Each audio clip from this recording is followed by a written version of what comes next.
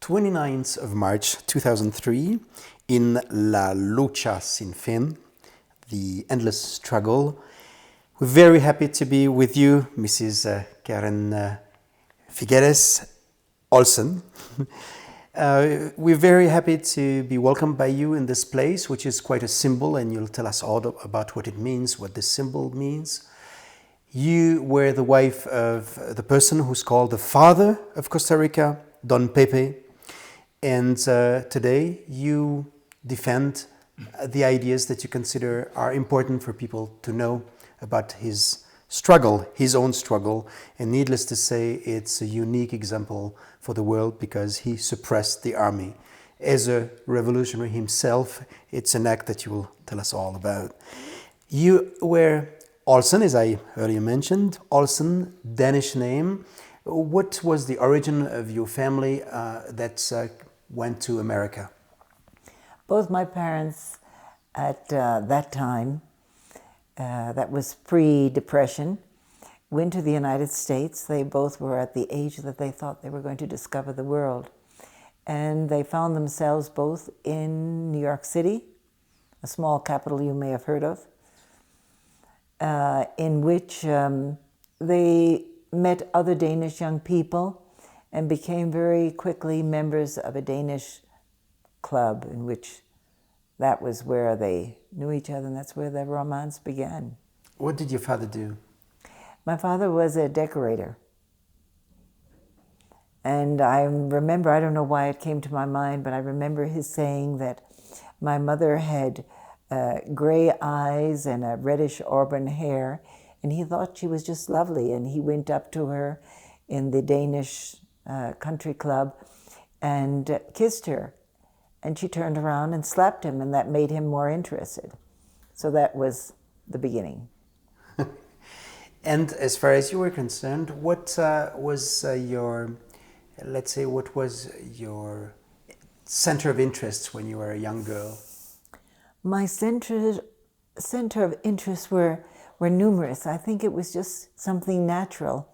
I found that there were so many things to be really excited about. There were so many injustices in the world that I saw around me that it became interesting for me to see how we could work together, groups of people, in having a fairer justice. I remember that I was privileged to work under Eleanor Roosevelt in race relations at that time. And that was at a time really when it wasn't a popular measure, but it seemed to me that it was something that was very important. I felt that if I didn't clean up my act or my corner of the world, then I would not be fulfilling what I think each of us had to do.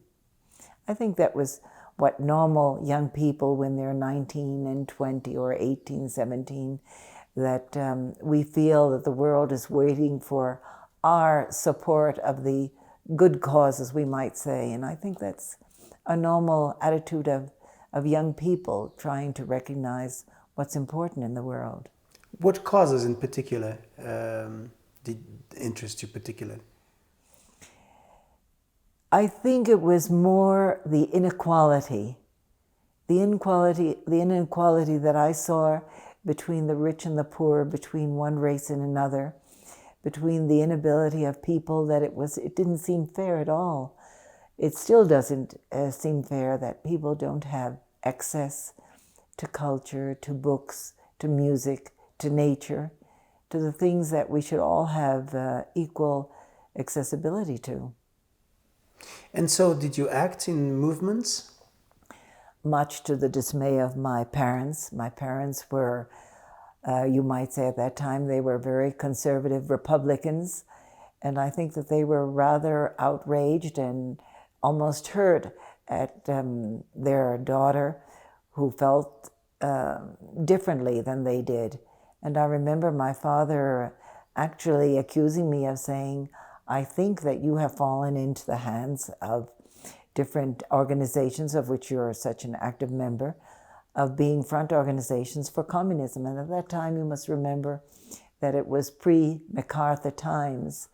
And so this disturbed him very much. He felt that He had been received very kindly in the United States as an immigrant from Denmark, and he felt that that was bad taste and that was a lack of gratitude to behave in such a measure. And I remember that he actually asked me to write down all the members or all the organizations of which I was a member at that time, and that he asked me to please, to clear his conscience, to send that such a letter to Herbert Hoover at that time.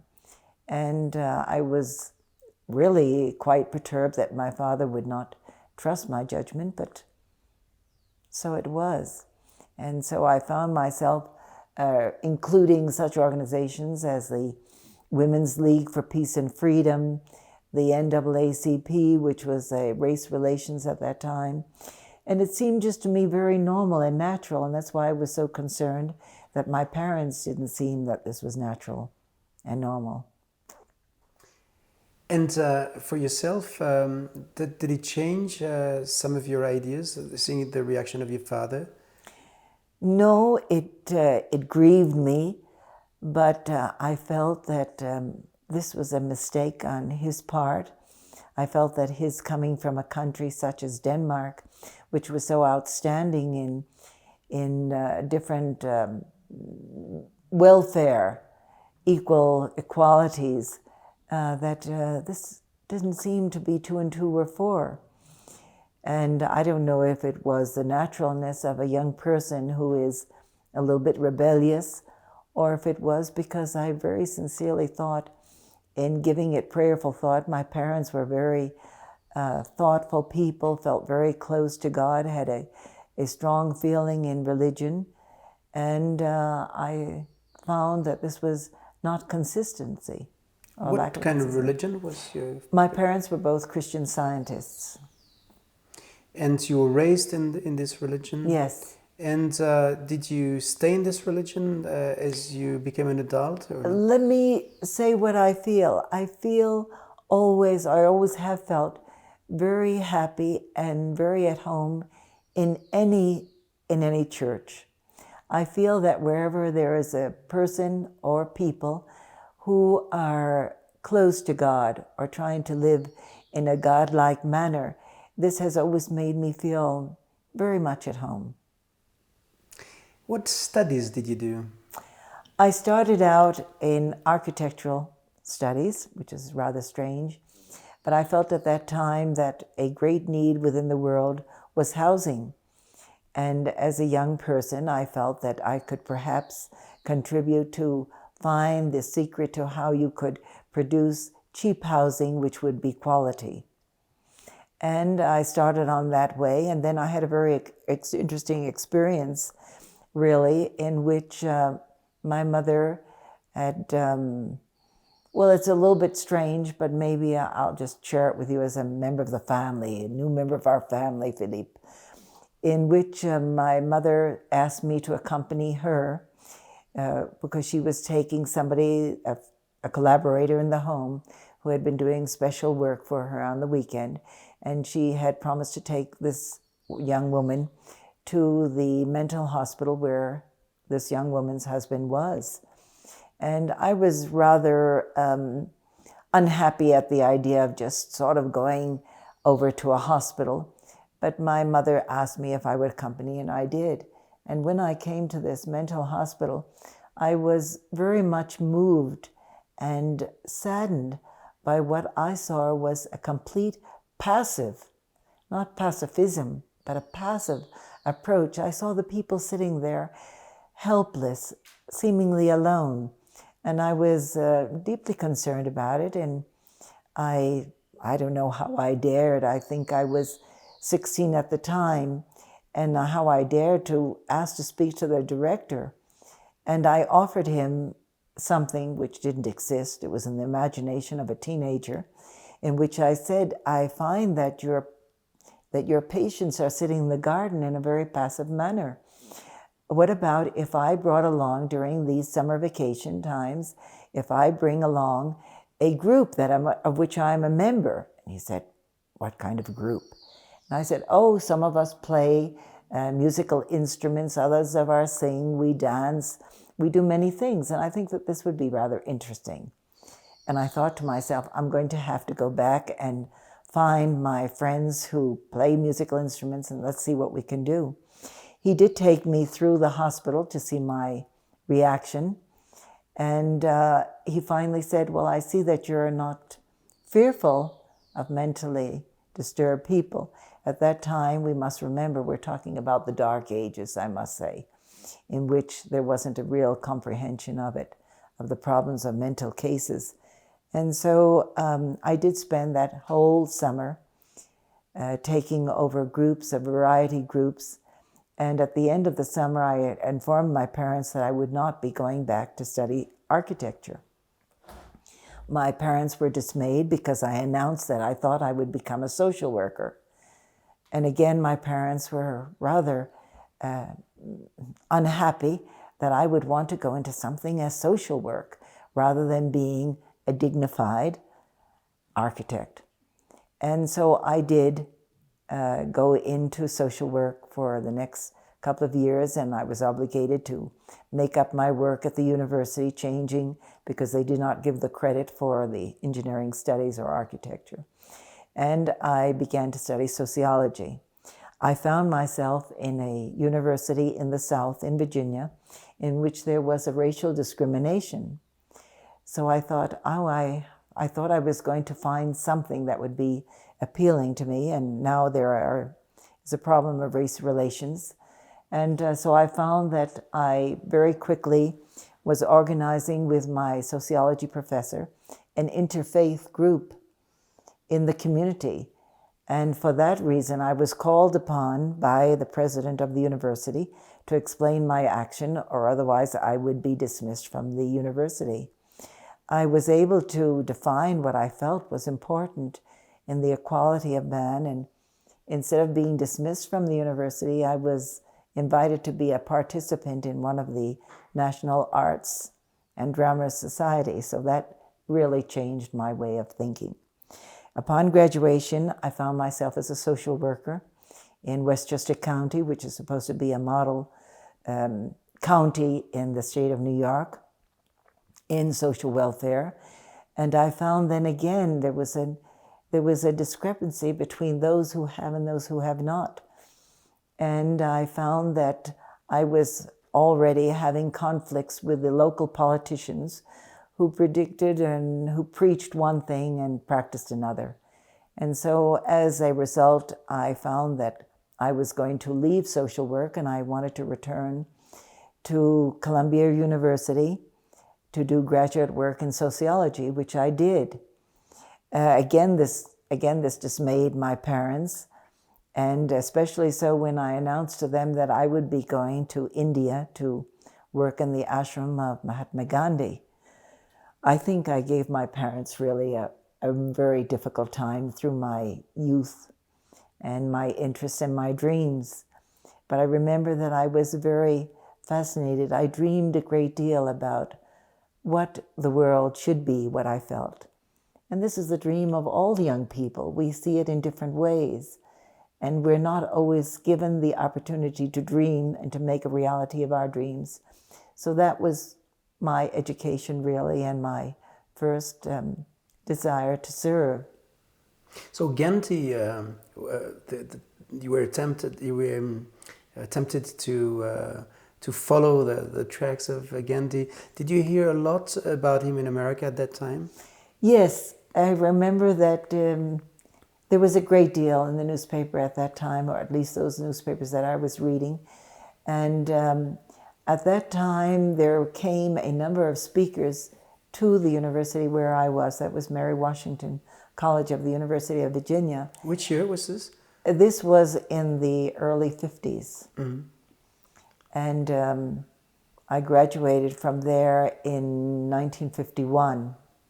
Now that's unfair, Philip. You now got me to say what my age is. No. And that you're not supposed to ask any woman. Of course not, of course. Nonetheless. No, just to situate in terms of history. And, yes. And if I justify my question is because of the movement of independence of Gandhi, I wanted to know how long it took until his ideas were taught. Yes. This was the reason for yes. this. This was the late 40s and early 50s, as you will remember. And there were a number of speakers that came to the university at that time. It was a women's college, and so I think they had to keep the women occupied positively, so that we did have the fortunate opportunity. And I was active in the different organizations within the community, and had a wonderful sociology professor who was wise enough or foolish enough to be at my side in an interfaith community proposal that we did in the community there in Fredericksburg, Virginia. So, on which circumstances did you follow the course of Don Pepe and got a chance to meet him? Well, from there, I remember that I chose to be trained by the Quakers in pacifism. I felt this was important. And I suppose also because of religious training, of seeing people in a frame of reference of love, that it seemed natural for me to move on then at the University of Columbia to be active in going often over to the United Nations and listening starry-eyed to the speakers there. At that time, also in the upper part of New York City, Eleanor Roosevelt was very active in race relations, and so I felt very much moved by her. She was one of my ideals, and so I think that I was in a milieu, really, of those who were dreamers, and I feel today, many, many years later, that it's really an obligation for everybody, for every human being, to dream. It's not foolish to dream. I think it's very sane to dream. I think that's the basis of exciting realities. So that at that time, it seemed also natural that we seemed to have some friends in common, people that were anxious for a better world, really. Were friends, although they were much older than I was. And it came to be that Don Pepe was invited to be a guest speaker at the university on several occasions. I was invited to that group, and I remember that he kept me after class. He advised me one day that he thought that I had not understood the lecture. And I was dismayed and angered because I felt that I had understood very well and I had really listened to him. I hadn't opened my mouth, so how could he determine that I had not understood it? He invited me for coffee. I was, as a daughter of Danish, perhaps, what shall I say, conservative immigrants, I was told that I should never accept a cup of coffee or anything from a stranger. So that there was a rather of conflict of interest, but at the same time I was fearful that he being the professor, that I would receive a negative mark in conduct. And so I accepted coffee. We started speaking about the inequalities throughout the world.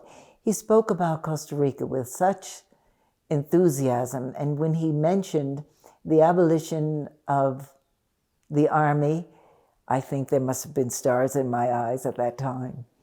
It was really you might say, an intellectual seduction, because the thoughts that he was expressing at that time of spending the money that should usually go to war instruments to be spent in education and to be spent in health for the people. This seemed to me such a revolutionary idea, but at the same time it wasn't revolutionary, but rather evolutionary.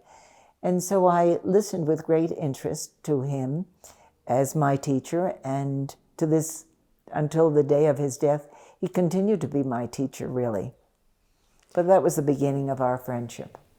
So when he gave this course, you knew about his own history. You knew that he had been leading the revolution in 48?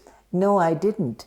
Actually, he was presented in a rather low key And I was interested in his speaking about other aspects of social welfare.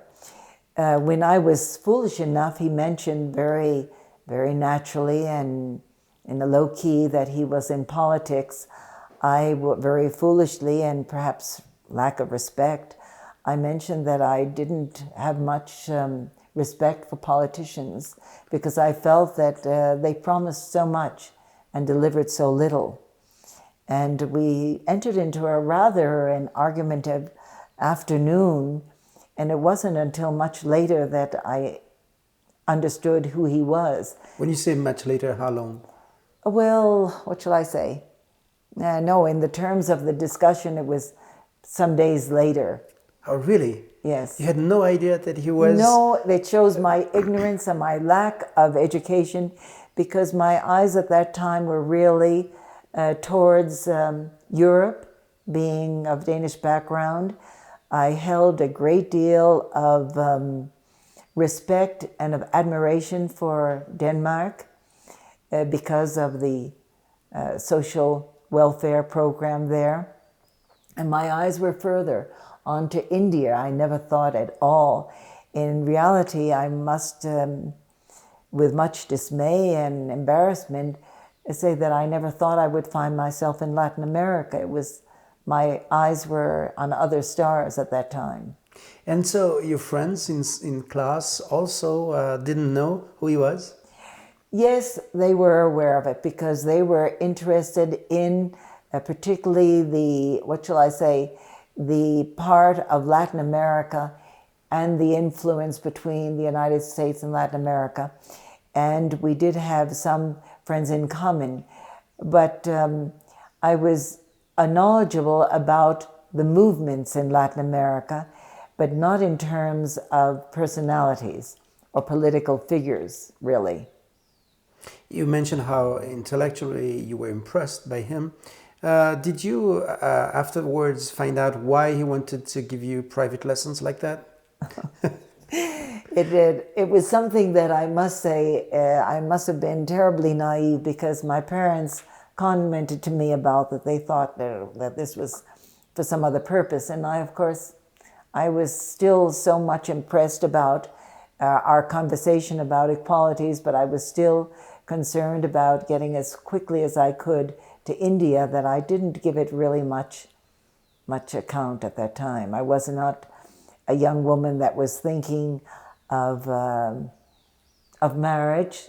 I was not a young woman who was at that time concerned. I suppose it was because of my youth that I felt that we first had to participate, make our little world better.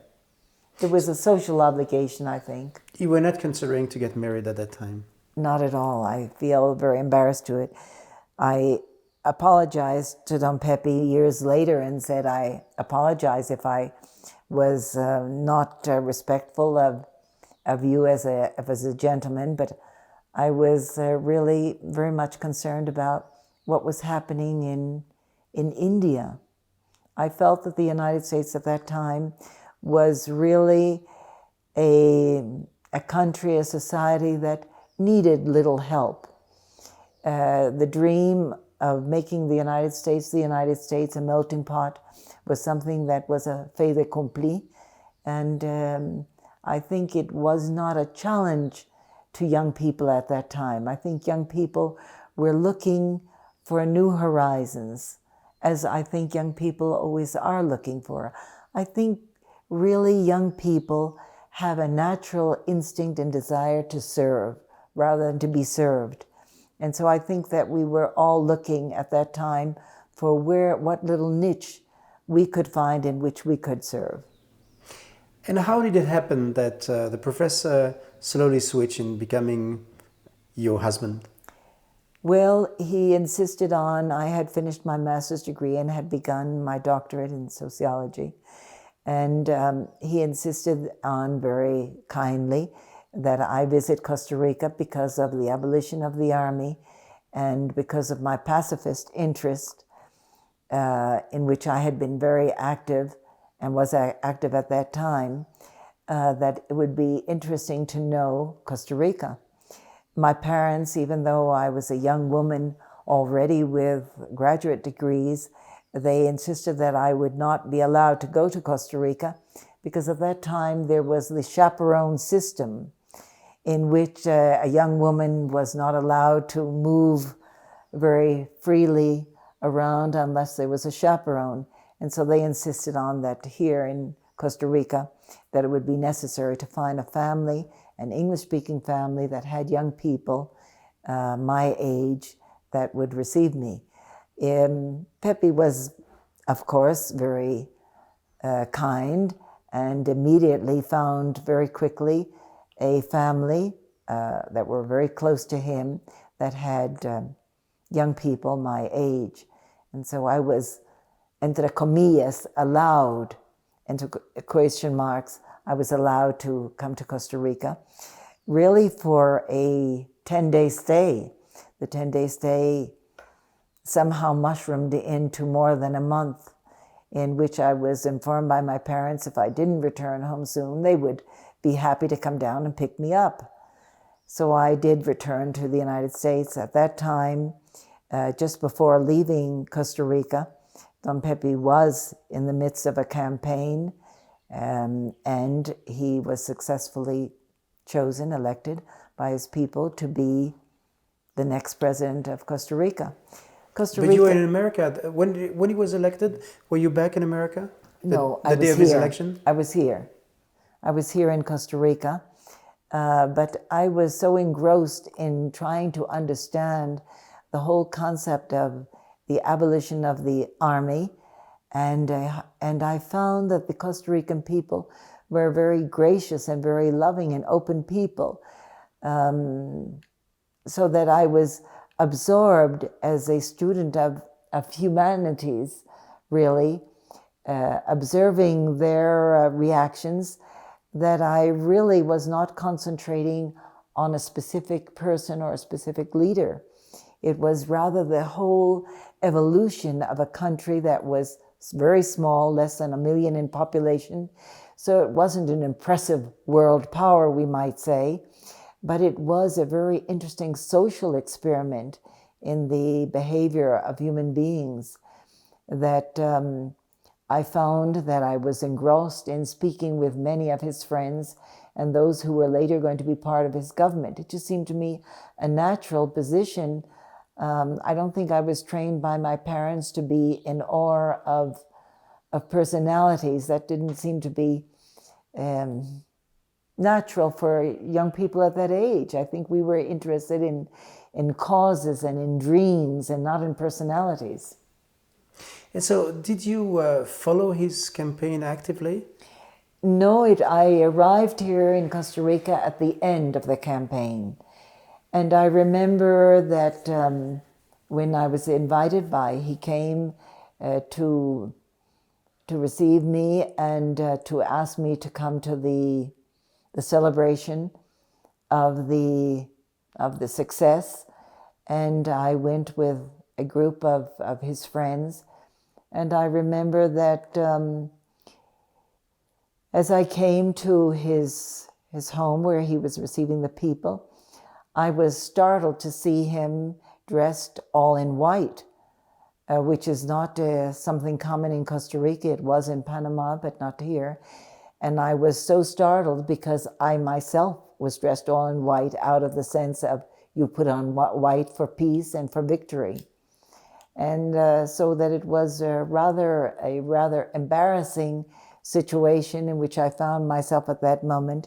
And I remembered my sense of fluster. And I suddenly realized that there must be something else astir. So I think it was very wise that I returned home to the United States as quickly as possible. But I think that the telephone system became overburdened because he then very quickly was making a trip around Latin America. And every day almost I received a phone call from one country or the other in which he was relating to me the new activities of the government and what he was, the experiences that he had in the different countries. So at that time, when Don Pepe called you, being the president of Costa Rica, at that time, were you already going out with him, or was it still something? Well, no, I must admit that's a sort of a little secret, a family secret. He had at that time, it was a very whirlwind courtship, because in those 5 weeks that I was here in Costa Rica, he suggested that rather than finishing my doctorate, why didn't I accept another title, which he said that he would like to offer me, of being his wife. Of course, I remained stunned, because that wasn't sort of in the script, you might say. And I didn't know how to say this to my parents. Of course, I didn't have to be concerned about it, because when I did confess to my parents that I had received a proposal, my father proceeded in being silent for almost 2 months, in which he didn't speak to me at all, because he didn't approve of that I was perhaps going out with a gentleman who had been married, who was divorced. And this was also, he felt that at the time, Don Pepe was twice my age, and he was a little bit taken back by it. And well, it just seemed to me very natural that Don Pepe was really my professor, my friend. And so that it developed into something in which I think is perhaps not common, but yet it is common amongst young people, that the attraction between people is not a physical attraction, but rather a spiritual attraction, an intellectual attraction, in which young people find that they can do things together for betterment, to work towards a dream. And it is true, at that time I began to see that Don Pepe was a dreamer.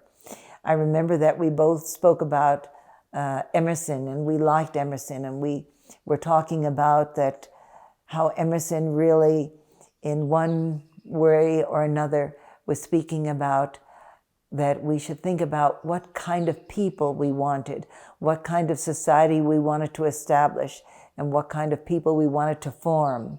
And this became a great dialogue, so that everything seemed to be falling into place in the pursuit of dreams.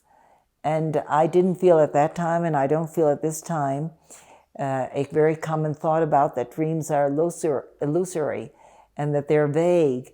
And many times I know that I was reprimanded because one doesn't dream, one shouldn't dream. And I found that this was my problem. And here I had found somebody that was not afraid to dream, so I had an ally. When Don Pepe proposed you, did he tell you why? What he was, what he loved in you? Yes, well, he was very kind, and he spoke about that he felt that we had common dreams and common ideals.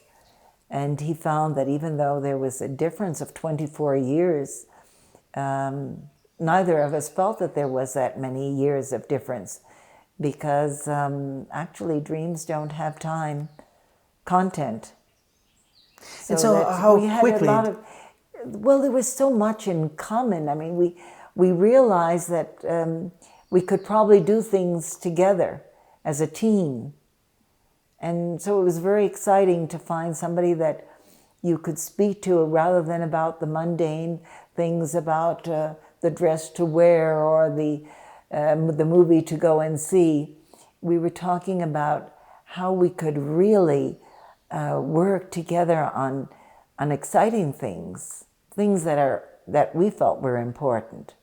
How quickly did you accept his demand?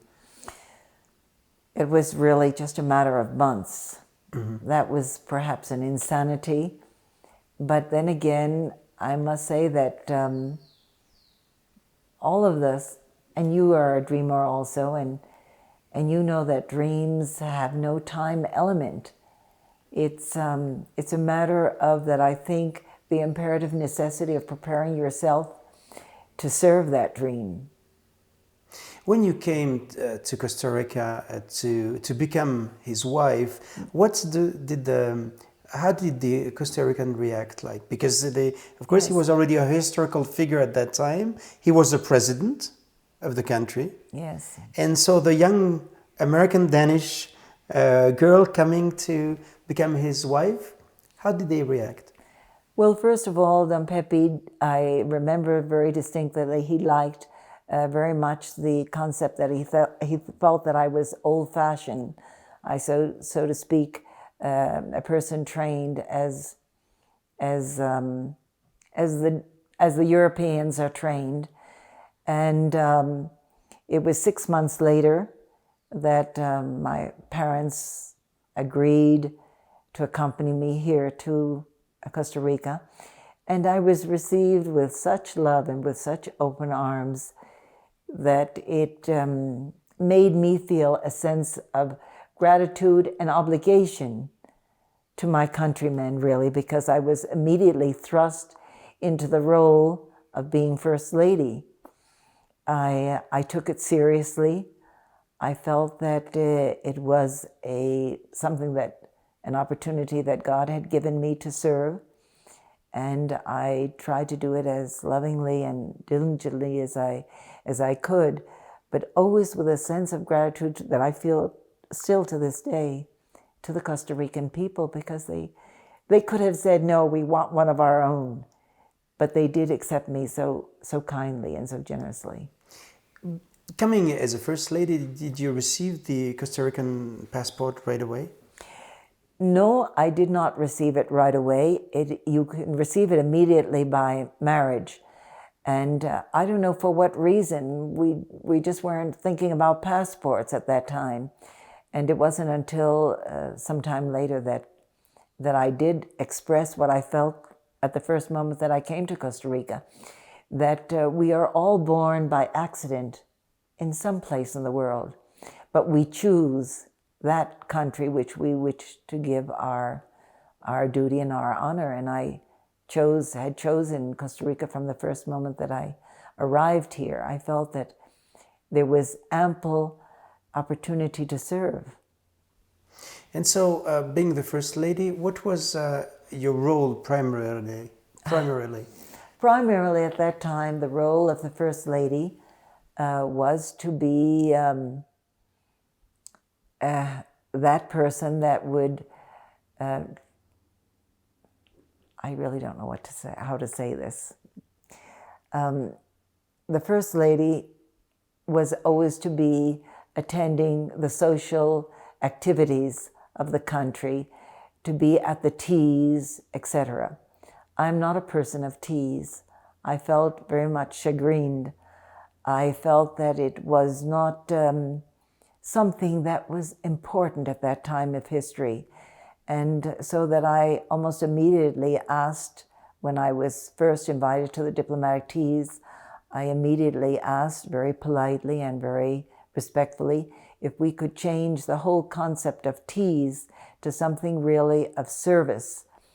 I think the diplomatic corps was very generous with me. I did not speak the language at that time, spoke very little, but all spoke in English really, and they did accept slowly, but thoughtfully, a change in the environment of being really of a service organization rather than a social organization. And it was at that time that I found it was necessary. I felt that a First Lady should understand that it's only a position that is loaned to you. You're not owning that position. It's not something that belongs to you.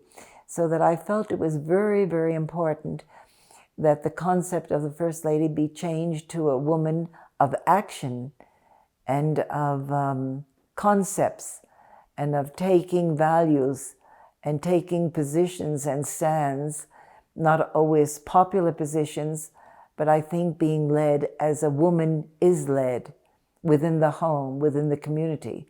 I think that the First Lady to me was not an elevated position, but just being, to the best of one's ability, a true mother, a true wife, a true friend within the community. And so at that time, it was the first time that a First Lady did become an active person. I really apologize to many people because perhaps it was not what they had expected.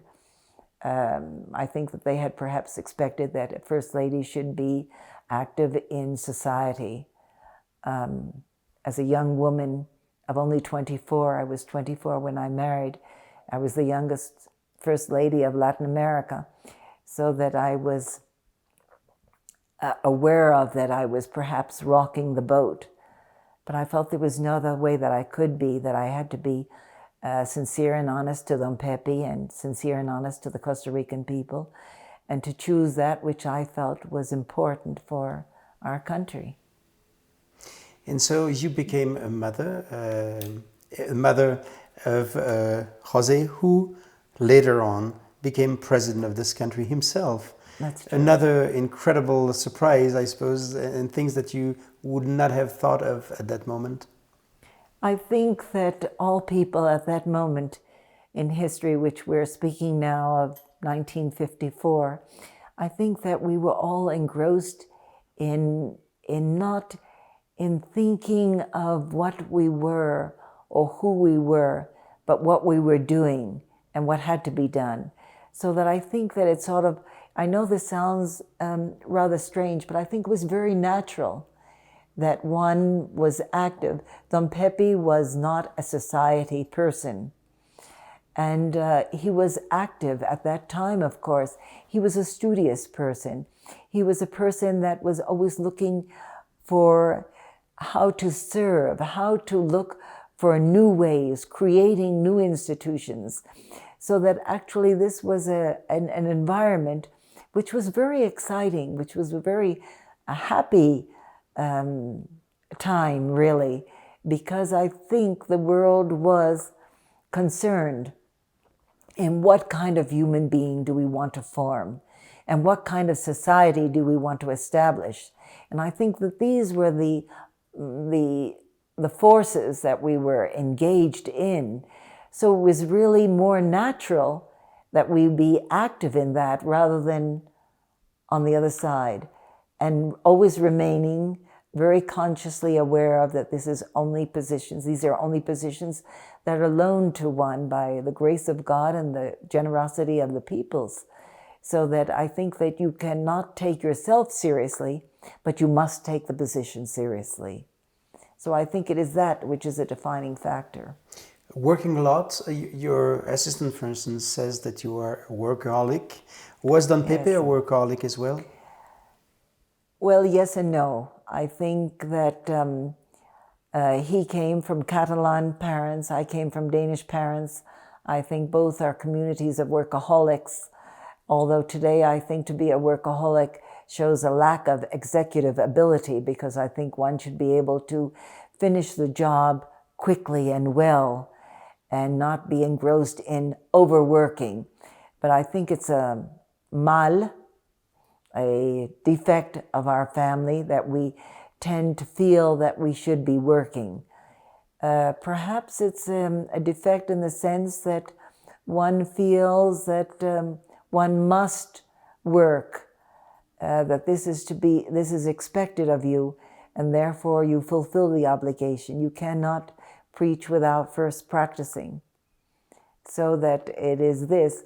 Don Pepe was a workaholic, but in the sense of an intellectual workaholic. I think that Don Pepe never stopped thinking. And this is something that I think is a verb that we should all, it would behoove all of us to search more towards, to living towards that. I think that we tend to not think enough. We are prone rather to speak a great deal and not to be quiet and thoughtful. And Don Pepe was a quiet, thoughtful person. But he also had moments of, as a Catalan, was could be very spirited and very obstinate. And what he said, he meant. Did he, at that time, talk a lot about the foreign countries around him? Because, of course, there were very harsh moments. Was this something that was commonly spoken about? Yes, this was, I think, spoken of at breakfast, lunch, and dinner, and in between time. In the 50s, you may remember that all of Latin America was in the wave of dictatorships. It was not as we are fortunately now. Nowadays, almost all of our countries have passed through democratically elected governments, which has made all the difference in the world. And this is perhaps in the last 50 years has been the greatest success of Latin America, that we have seen the birth, the emergence, and the sustainability of democracies. And I think that this is where our work now lies. But at that time, there were many military, either we might even say dictatorships of the right or to the left. Many of them, unfortunately, were given support by the United States State Department, which was a great deal of anxiety, caused a great deal of anxiety in all of Latin America. And much of that has not been forgotten or forgiven. But I think that we are now at a new pass road or a new road in history, and I think that we're moving towards understanding that if we want a democracy, we have to move towards the elimination of terrorism, but not the terrorism that is known, for example, as grievously as we feel and how sad we feel about the 9/11 terrorism that the United States experienced and will be in the hearts and minds of the whole world, but rather the terrorism of poverty, the terrorism of hunger, the terrorism that there are countries in the world still that do not have education. And it comes back to the whole concept of when are we going to understand that we have to give up armies? For what purpose are armies really? Because the war is really not against each other or against or within powers, but the war is really against these social issues. We must make a war against poverty. We must make, first, as Don Pepe said, when in the 1948s and the 1949s, in the famous proclamations, when he said we must first make the war against poor, I have to now make the translation, la mala fe, bad faith. And then after we have won the war against bad faith, we will start the war against poverty. And unfortunately, his words still lack completion because we still have a war of poor faith throughout the world. And we've got to get that. It's easier to win a war than it is to win a peace. And I think this is where we are now. Don Pepe, in La Lucha, the house that we're in, this farm, spent a lot of time thinking. And I would like to tell me about the relationship that he had with the United States during the revolution. How was it? Because I was told that, for instance, his decision of abolishing the army didn't please America at all. Yet one could think that the fact of not having an army would have been easier for the United States as well, in a certain way. Yes, you're right that it was not, abolishing an army was not understood by the State Department. But then I think that we must not confuse peoples with governments at the moment. I think it was not understood by the State Department because the State Department deals in specifically power struggles, because this is what their responsibility is. Don Pepe was not a known figure. Don Pepe was the son of professionals, of a distinguished surgeon and doctor and school teacher, but he himself was a self-taught person.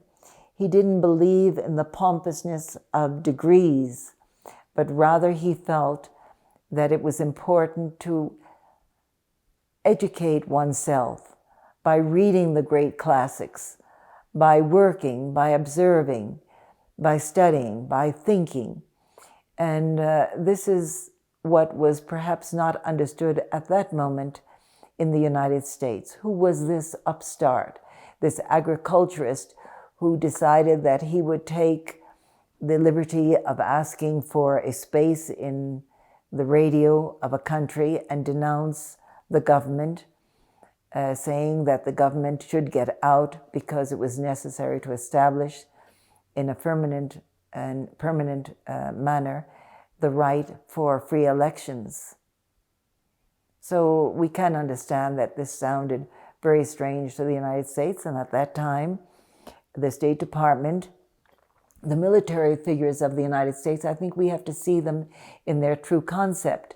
Most of the military figures at that time were trained in universities, in academies, and so they were learned figures. They thought that their Latin American counterparts were also very educated people and trained in academic affairs other than warfare. And this was not really true.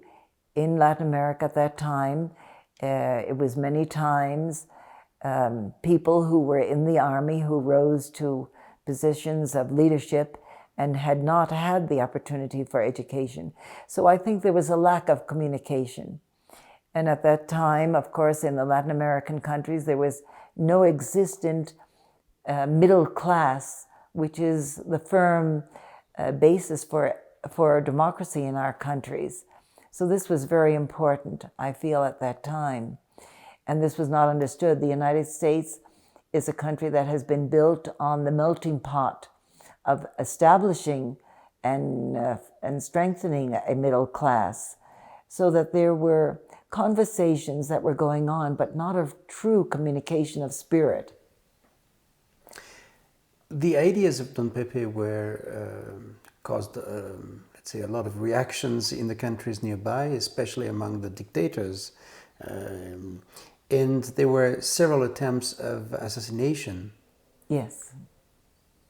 Hard today to imagine that, of course, looking back, but can you tell us about these? You're right. We're sitting at a time, or we're talking at a time when that is no longer the frame of reference. But at that time, the dictatorships, as we mentioned before, to the right or to the left, were commonplace. Dictatorships made or dismissed presidents. So the frame of reference was totally different. It wasn't a mature development within our countries. And we have to remember that the extreme wealth and the extreme poverty were not pleasant bedfellows. Don Pepe very clearly saw this. He was, as I mentioned before, he was a student of the human sciences. He read books and had a keen insight of understanding what he read, what could be established as material for growth, for development in the countries. He was against, very strongly, having abolished the army, of which he was the victorious general, you might say. He very clearly saw that military governments or military rule is something that can destroy a nation. He saw very clearly that it was inconsistent for a country that had less than 1 million population to dedicate 30% of their income to armaments. He felt this was ludicrous. He felt that this was something that couldn't exist, that shouldn't exist. He felt that if that 30% was taken and dedicated to education and to health and to homes, building, that this would make an entirely different kind of human society. It would be closer to the ideals of what we all wish for ourselves and for our families. There was not a doubt in his mind that the military and the dictatorial regimes should leave. And he made no qualms about saying that he was an activist in fighting against their downfall. So we have to understand Trujillo, Batista, Jimenez, they all had a reason for hating Don Pepe. Don Pepe was threatening their welfare, in quotation marks. And so, of course, they were fearful, and it was imperative that they get rid of this upstart, as they felt. So they paid people, they paid killers, yes, to try to commit assassination, including in the place that we are today, in La Lucha. Costa Ricans were never involved directly in any assassination plot, but yes, there came here people from Trujillo, from Batista, from Jimenez, people that were paid to terminate the life of Don Pepe. Fortunately, Costa Rica is such an unusual and wonderful country that here, since there was no army, it is really the people who take care of their president and their government. And so any attempt was very quickly identified and squelched. Although I must say that we often had fear of it. It wasn't easy. I remember that very quickly, as I stood beside him in any public meeting, I trained myself to watch the hands and movements of the people to see if they would be putting their hands in their pockets, because one became trained unknowingly and unawareingly that there was danger. And this was a period of some 25 years in which there was the constant struggle of democracy against dictatorships. You also trained your own children when there were threats of attacks. Well, I wouldn't like to say that I trained them in that, because I don't think that's exactly what a mother should train her children in. But yes, in this home, Don Pepe did put up 1.5 meters, 2 meters of stones around the home to protect us. And what I did do, of course, being very cautious about my 4 children, I endeavored to make a game with them that if they heard a sound, a specific sound, which of course was the reiteration of gunfire, that I didn't want to tell them it was gunfire. I didn't want to tell them that this was a danger to us. But I did say to them, let's take this as an advice that we'll just throw ourselves on the ground and we're going to play a game. I try to put it in terms of games for them without letting them at any time know what these games really meant. But it was really the concern of a mother that we certainly were going to be wise to not put Don Pepe's life in danger by putting our own lives in danger. A little along the line of this movie, La Vie est Belle, if you've heard of it. Have you ever heard it? No. The story of a father who is in a concentration camp with his son. And oh, yes. And he describes this as a game all the way. Beautiful life, yes. Yes, beautiful, yes, right. I remember it now. So, it was very moving. Did it ever happen that your children had to hear the guns as close as to your house? Fortunately, no. And so, how did they these people who tried to kill your husband? How did the population manage to stop them? Because we had a civil police force, and that was sufficient for the protection of a country. If people are trained well in civilian matters, then it will be knowledgeable for them how to protect a democracy. But it doesn't mean that they go into warfare themselves. But I think it's exciting because it shows again that we don't need armies. Armies were needed perhaps in the past, but certainly not in these last years, in these last 50 years or more. But in 1954, if I'm correct, Nicaragua invaded your country. In 1955. 55. Our first son had just been born. He was a month old. Jose Maria, the ex-president. And we were very much aware of. There was beginning of bombing of the presidential house.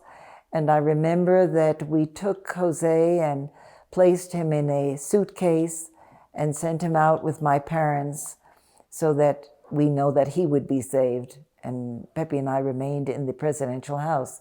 That invasion of 1955 was not successful. We appealed to the OAS, and because we were a country without an army, we turned really to the United Nations, to the OAS, for law and order. What was the reason for Nicaragua to try to attack your country? It was a counter-revolution.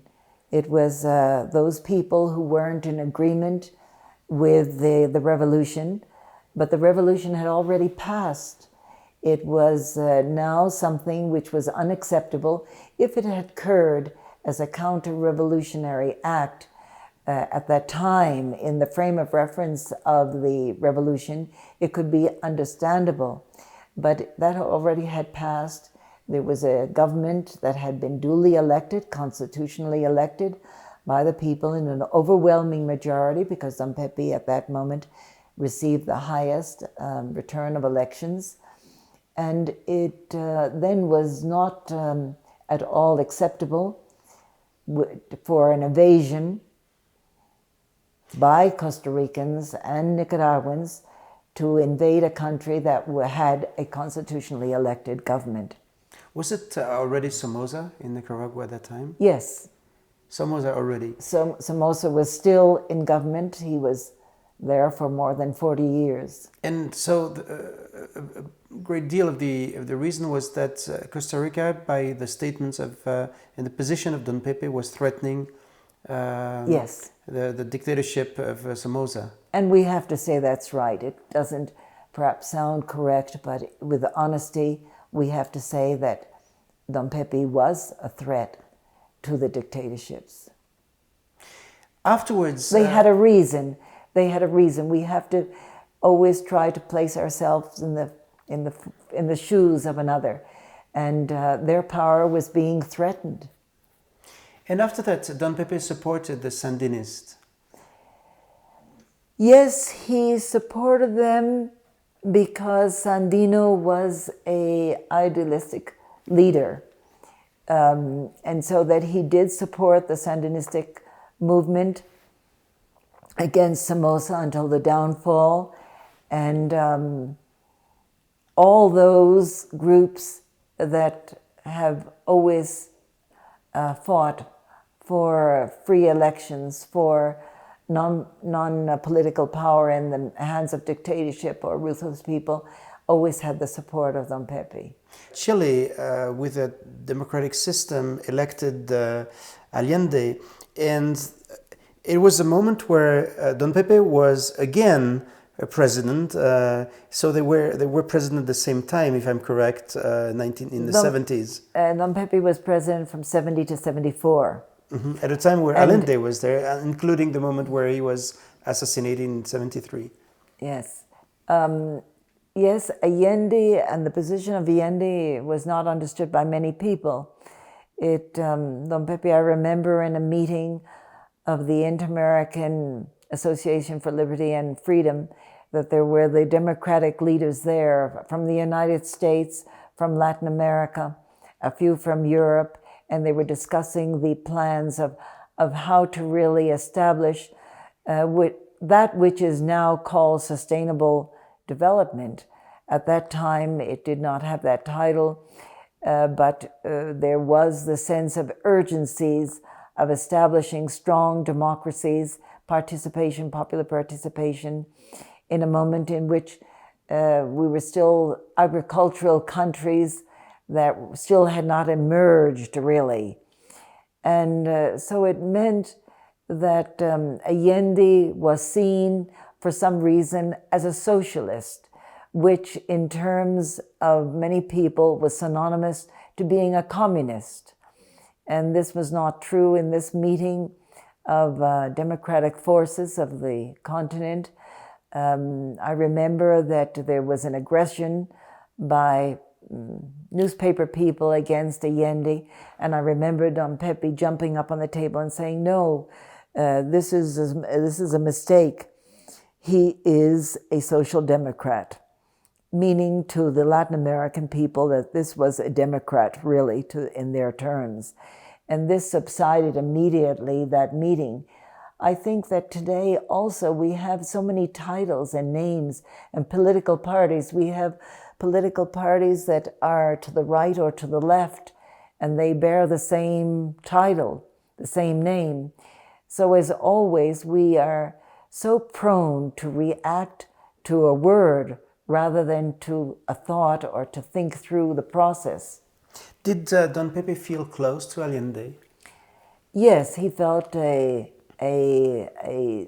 thoughtfulness and a kindness, because he felt that those who are for democracy and who are starting to establish a state of welfare, of social welfare, democratic social welfare for the people was important.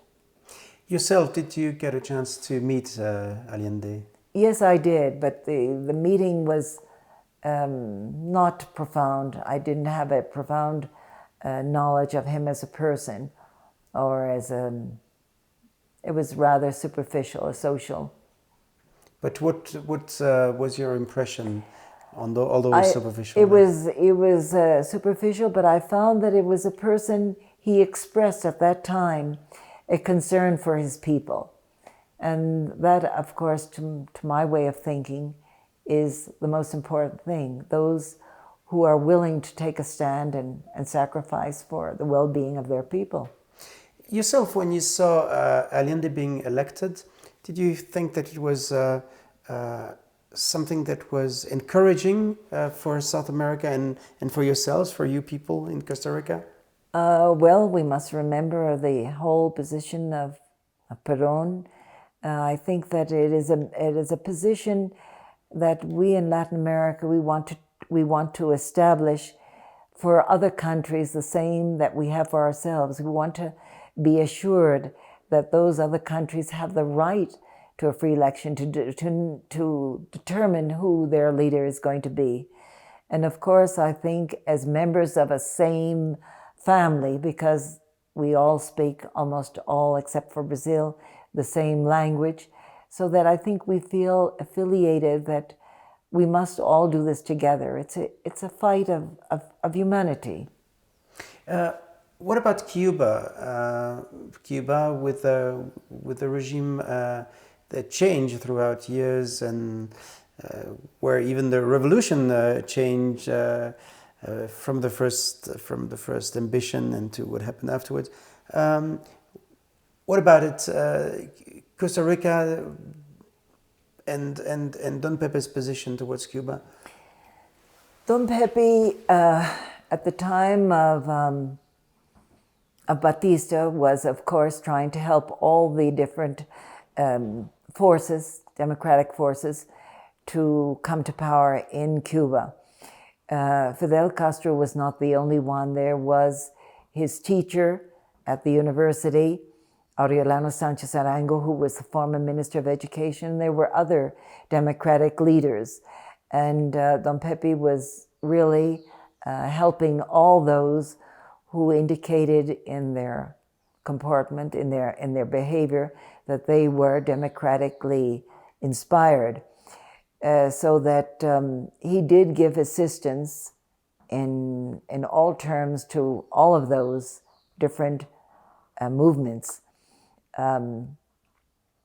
Fidel Castro arrived on the scene before the others, before a number of the leaders, and there was great hope that this was going to be a new democracy. It was disappointing for Don Pepe. I remember when in 1959, when he came to power with the overthrow of Batista, that Don Pepe went to participate in the celebration of the forces at that time. And he was very much perturbed when he saw something that he had not anticipated. He has recounted, he has indicated in different moments since then, that the activity of the people were so disciplined. That's not Latin. They were so on time and punctual in the celebration. That's not Latin. And so he was deeply concerned, and in a public meeting, he denounced it. He said, I'm here to celebrate with all of you the new ability to have a democracy, but there's something here that I want to denounce, and that is, I feel that there is an inspiration in back of this, which is not Latin, and I denounce this as a communist threat.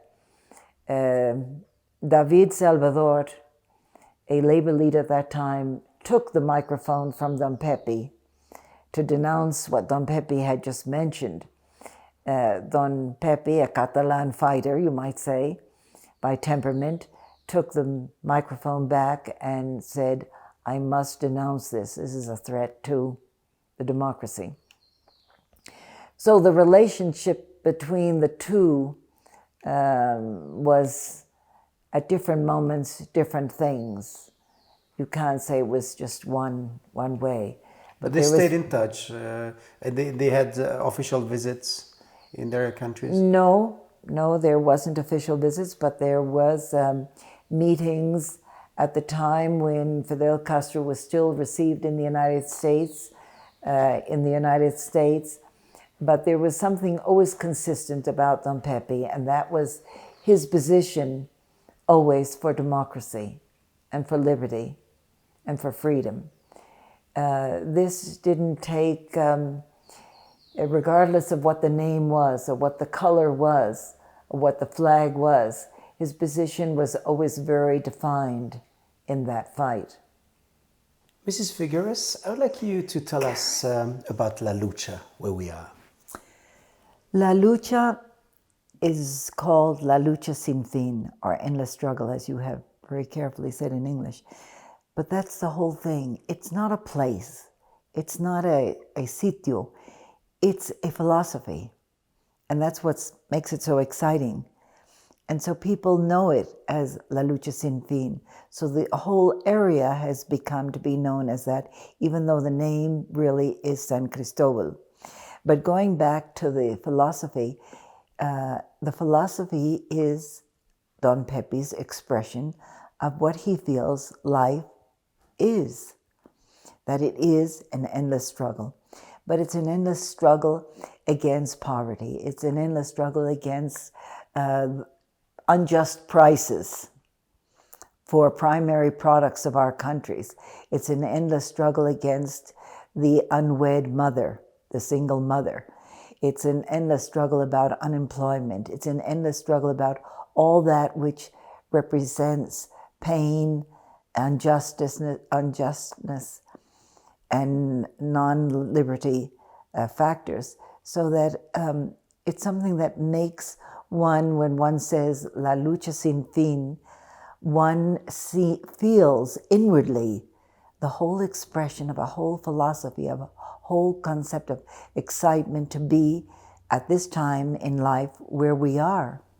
Many people and politicians in particular came to this farm, and at that time when they came, did they come already knowing what the symbol was for Don Pepe? Yes. People at that time remember that he had been exiled in the 40s, and the revolution was in 48 to 49. So already he was a symbol in Latin America of that stand against dictatorships, of that stand against poverty, about that all that was unfair to mankind.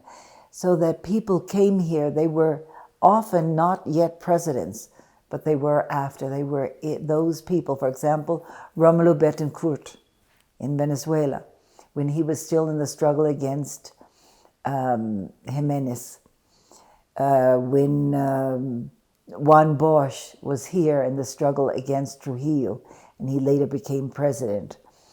Luis Muñoz Marin, before he was governor of the Associated Estate of Puerto Rico.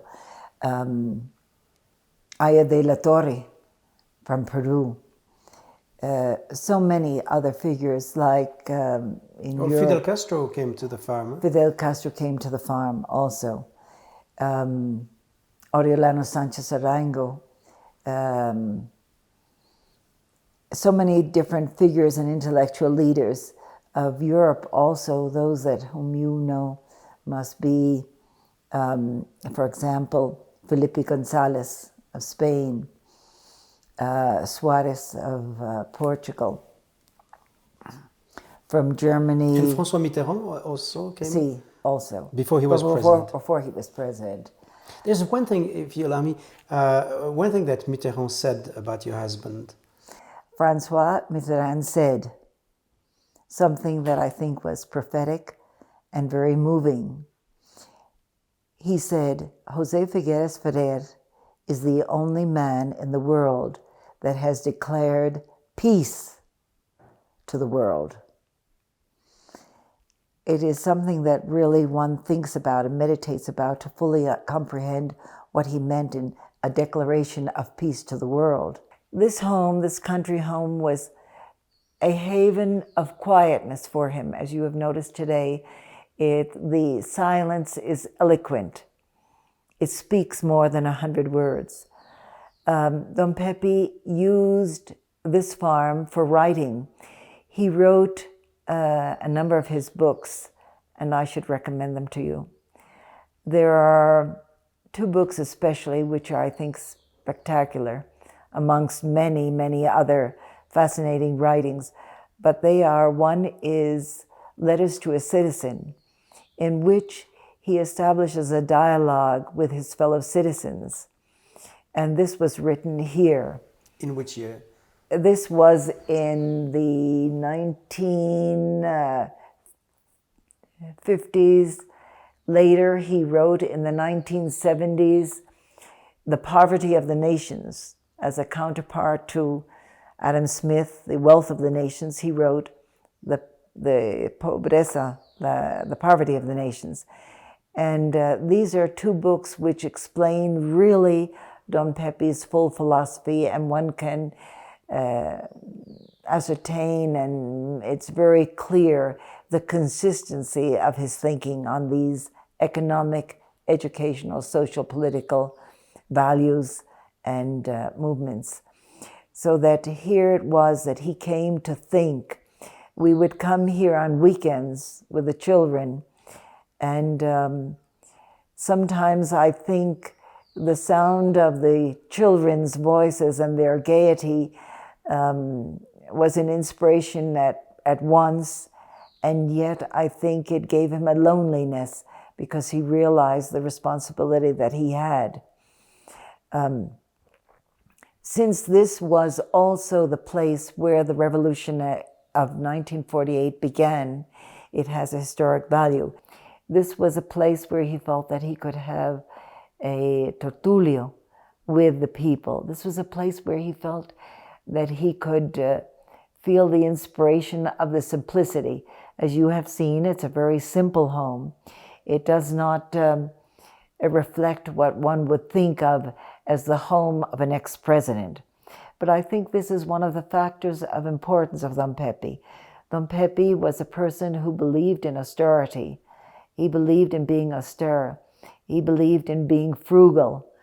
And I think that this home represents that. In this house, there is a long line of figures. I might say that those people who came to Costa Rica as visitors, it didn't matter what government was in power in Costa Rica, whether it was one of our political, that had the same connotation as our political party, or another. People made their way to come here. It wasn't so much that Don Pepe invited the people as those leaders that invited themselves. And I think this is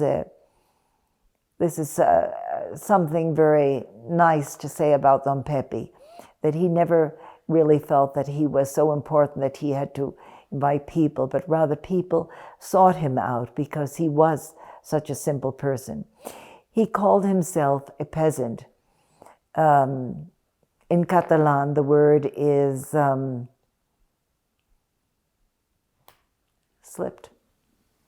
I don't know. I cannot help you. Payés. Payés. Payés. And he felt that he was a payés. And he was very proud. He, as his son, Jose Maria, both of them, if you ask them what is their vocation in their identity, you will find that it says agriculturist. And I think this speaks of both of them, the simplicity that they both feel, their responsibility to the concept of simplicity. I feel that this place, I've been fortunate enough that this place is loaned to me and that I have been able to enjoy it. But I feel that the responsibility is to give it back to the Costa Ricans and to give it back to Latin America and to the world, the democratic world that believes in those concepts, in the Emersonian democratic concepts we can call the Jeffersonian democracies, those who have been brave enough to speak out for democracy. Right now, we're in a moment of hunger, a spiritual hunger as well as a physical hunger, in which there are not those voices that were so prevalent at a time and so brave and so open and so forthright. Now it seems to be that we are in slumber, that we're asleep. And I think that we have to be awakened to a clarion call. And who can make a clarion call better than Don Pepe? Through his writings, through more than anything, through his life, the simplicity of his life, the non-embellishment of his life, the frugal measures that he believed in and acted upon, his sense of service, his sense of that we are just here for a short time, but we have responsibilities. The way he felt that young people should understand what is government, what is the difference between administration and to govern, what is the difference between just prices and growing salaries and impoverishment. There was so much in the simplicity of Don Pepe. His thinking was clear. He spoke and thought in short sentences. And it makes me remember at this moment letters that Van Gogh's brother wrote to him when he said, Vincent, forgive me that I'm writing such a long letter. I don't have time enough to write a short letter. And I think this is eloquent of Don Pepe's attitude in life. He felt that we should think and ponder and not harm anybody. He was a person that was very careful. He'd never hated. He didn't hate. He wasn't a vengeful person. I think that his life was too busy to fall into those human weaknesses. And I think that today we need, especially at this time when the world seems to be in a confusion of Is war ever right? And we seem not to be clear in our thinking, and we need our youth. I have such a hope and such a faith in the capacity of youth because they are dreamers. And I think we have to encourage them to do this. I think that we have to have the measures and the modus operandi very clear in our mind of what is it that we're against. Are we against war? Because war, to me, is not what we are saying it is. I think that we have to be very clear that peace is not just the absence of war. Peace is the absence of intolerance. Peace is the absence of hunger. Peace is the absence of illiteracy. Peace is all that which is positive, all that which we dream about and want to realize. So that I feel that today more than ever we need a place where we can come to think. And this really is what it is. This farm, on this project that I call the Costa Rican legacy of Don Pepe, Don Pepe's legacy is that this home will be converted into a museum, a peace museum, to show why things happened in history. They're not just accidents, there are reasons. And we have to develop and see what are the sustaining factors of this. I think that we have to also see in the Memorial Park that it is an invitation to think. We often think that parks are just to go through or to enjoy. No, this is to provoke, to incite people to think, to measure what we are doing or what we are not doing.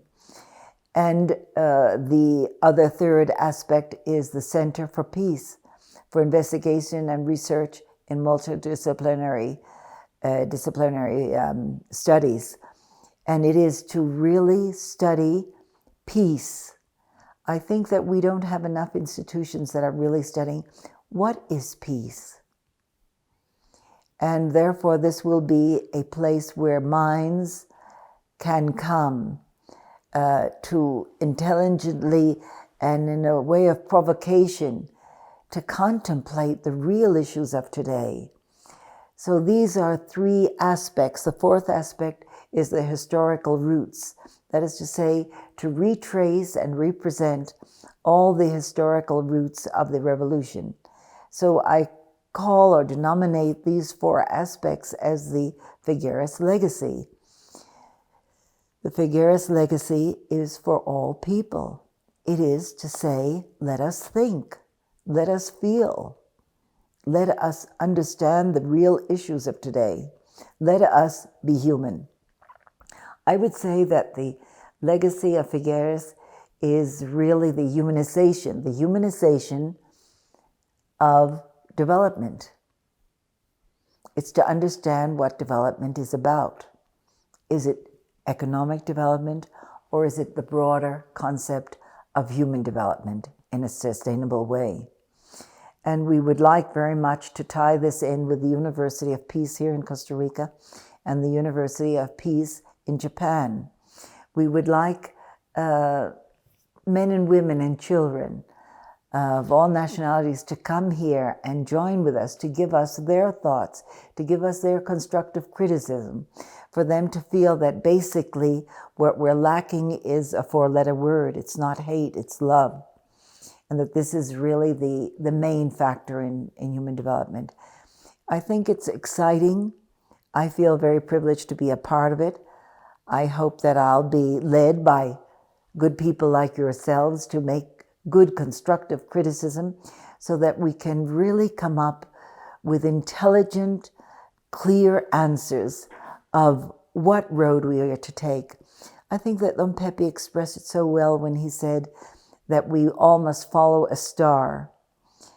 And the star is to determine what road we must take in the crossroads of life.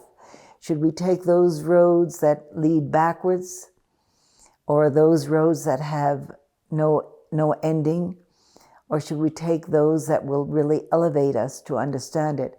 And he ends by saying, well, the real road that we have to take and the star that we have to follow is the greatest welfare for the greatest number of people. And this is something without boundaries, something without religion, something without nationalities. It's what we each feel is that little flicker of hope in our hearts and in our minds. And so I think that this will be a place for people to come and feel refreshed, feel better about themselves, feel better about their family, feel better about their communities. So it's going to be a fun place. It's going to be a place that I think we'll all feel better for having come here. So let me invite everybody through you. The welcome mat is out. I think that the invitation will be heard and will be transferred. Thank you. At this moment of our time, there are huge demonstrations in favor of peace. The word peace seems to find its importance among all kinds of people, all kinds of ages. You, being a defender of peace and having been so for so long, how do you feel when you see these demonstrations all over the world? I feel that it represents something that we've been saying this morning, that peace isn't born, peace is created. Peace isn't something that comes easily, it's work. But it's a work that enriches us all. And when I see people either putting a little white ribbon on their dress or suit, whatever it may be, or expressing it in one way or another, I think it is the expression of hunger for humanity, for teeming humanity, to find really a moment in which they can feel that to be human is to be humane. And this is what we have gotten away from. We have complicated life when really it is so simple. But we ourselves, I think, sometimes in our inferiorities and in our different problems that we have in life, we complicate life so that we can feel important in running out then later and trying to solve the messes and the muddles that we have made along the way. I think that if we're just ourselves, we'll find the way much quicker. What is your feeling about the position that your president took towards the war in Iraq? It seems that many Costa Ricans seems to give him his reproach of not having said officially his opposition towards this war. Abel Pacheco is not from my political party. However, I want to express really my appreciation for him and my respect for him as somebody whom I feel is very sincere in what he's trying to say. And so I try to place myself in his shoes and to try to understand why he has said what he has said. I feel that in his mind and in his thinking, he is expressing what many Costa Ricans are feeling, that there is a confusion about war and terrorism. People are frightened about terrorism. Therefore, Abel has been saying, we are a peaceful nation. This is our patrimony. This is our heritage. We must obey what our country stands for. Abolition of an army, non-participation in war and any element of war. But at the same time, he is saying, we are fearful that what we have fought so hard to attain, a peaceful country where we will not be tempted ever to take up an army, that we must protect that. And because there's a feeling of the danger of terrorism, then he feels that this is a necessary part to take this position.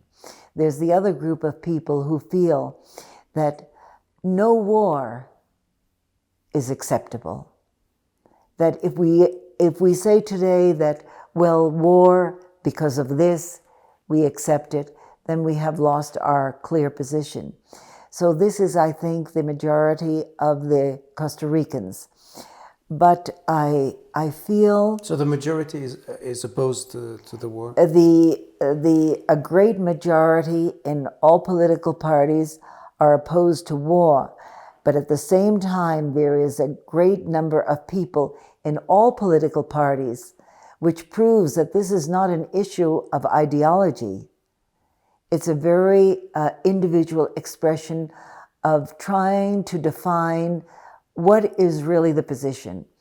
As you and I know, there's great thought about this as a position on the purchase of oil, of the control of oil. There are others that feel that it is a position of power between nations. We can interpret it in many ways. I think that we're at a point that now this will obligate us.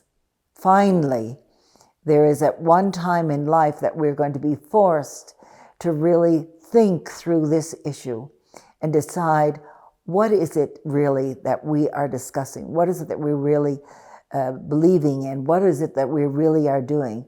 I think that finally, as painful as it is, because I, as a Costa Rican mother, I do not want to think of any other mother in the world that will lose her child someday in war. And this is something that I hope for all women throughout the world, that there will be a day when there will be such a total abolishment of war that there will be no woman, when she receives her newborn in her arms, will be able to look into her or his eyes and know, you will never die in war. This is the great dream I think that we must all share. But I think that we're in a moment which is difficult. I do not really, it is not to avoid the question. It is really because I do not want to judge, because I think that we are beginning to understand that we cannot judge what is in the hearts and minds of the others. The only thing we can judge is our own attitude. And I feel very strongly about attitudes.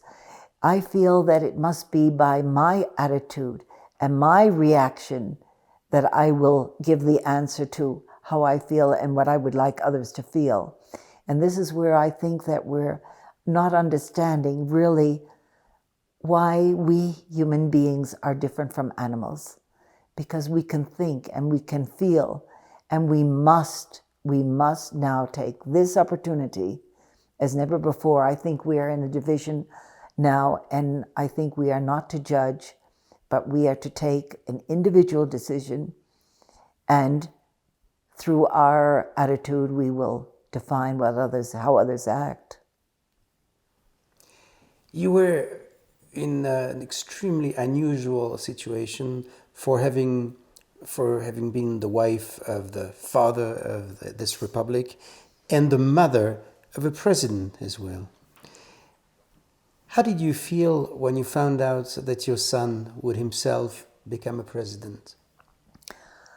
I think I was overcome, first of all, with gratitude to God. And secondly, I immediately felt that it is such a great privilege to be close to people who are thinking and who are feeling. And both father and son are that kind of people. They are people who think, and they are people who feel. And they place others before themselves. And what greater gift could it be to be in their proximity? But I feel also a great desire to ask my son, as I asked in different occasions to my husband, that this must make us understand and feel more humble. Because again, as I have said always, and I feel so strongly about this, it's only a position that's loaned. We will again be a common citizen, which is not common. It is something which is very special. So I think that it gives me a great sense of debt. I feel very joyous about it. I feel very grateful about it, but it leaves me with a sense of great indebtedness that who am I to have had this opportunity and to be close to these people. So that it means that I'm going to have to work harder in the future. That's just precisely it. I'm going to have to work hard in the future to pay a little bit more back of all that I have been given. In the square of the National Museum is a big statue of a man who was your husband. History meets people, and I'd like to know yourself, when you walk and you see a statue of your own husband, how do you feel? What do you think? I feel, for example, in this statue that is found located in the Plaza of Democracy, the Plaza of Democracy, that as you can remember, he stands there not in the attire of a formal suit of a president, but he stands there as a simple agriculturist with his sleeves rolled up. But very clearly his hands are strong, they're held at his side, but very clearly his vision is over the horizon. And I like that. Many people have criticized that they don't like it. He looks so humble. But that's, I think, what Don Pepe was. He was a humble agricultural worker who had very clear, defining vision of what the horizon meant. Yourself, what do you feel personally when you look at a statue of a man who was your husband? I feel like just turning around and saying, "Hi, Pepe." Because Pepe is not in that statue. It is a statue of what the people feel in gratitude and love for a person who was so simple that he would have just turned around and said hi to the person who was there at his side. I think that you people in Switzerland and we here in Costa Rica share something which is so incredible. We have had presidents who are so simple that you may pass them in the street without understanding or knowing that they are the president. And that's their greatness, and that's the greatness of the people. And that's the greatness of our countries, that we can stand amongst the nations, the family of nations, to be two countries that believe in peace and live it and express it. And what better expression can be than presidents who are so simple that they are loved because of their simplicity and their humbleness. I think it's a lesson for all of us, so that it doesn't make me feel awe of that person. I just feel how nice it is that there he stands, as he has always stood in life, to serve and not to be served. Thank you very much, Mrs. Figueres, for this interview, for this discussion that we had here in La Lucha Sin Fin, the endless struggle, and my gratefulness to the time that you spent and this discussion we had going down the hills that bring to this house, La Lucha, where you explained to me outside this camera your vision, and your vision is so rich and so encouraging that I want to say thank you. I want to say thank you to you and to Julian, really, Philippe, for having come such a long way across the ocean to this little country, which is a little great country, as Switzerland, a little great country. And I think that we're privileged to be citizens of those two countries and privileged to live at this time, which is so difficult. And maybe in our trying to understand it, we can perhaps be helpful in passing on that understanding to others, but especially to our youth. I think that we have to show them our great faith in them and our great gratitude that they are going to take on the burden that perhaps we didn't carry as well as we would have liked. So thank you. Si vous souhaitez voir d'autres vidéoportraits, consultez le site Vitasumus qui met en ligne régulièrement nos interviews filmées réalisées à partir de 1978.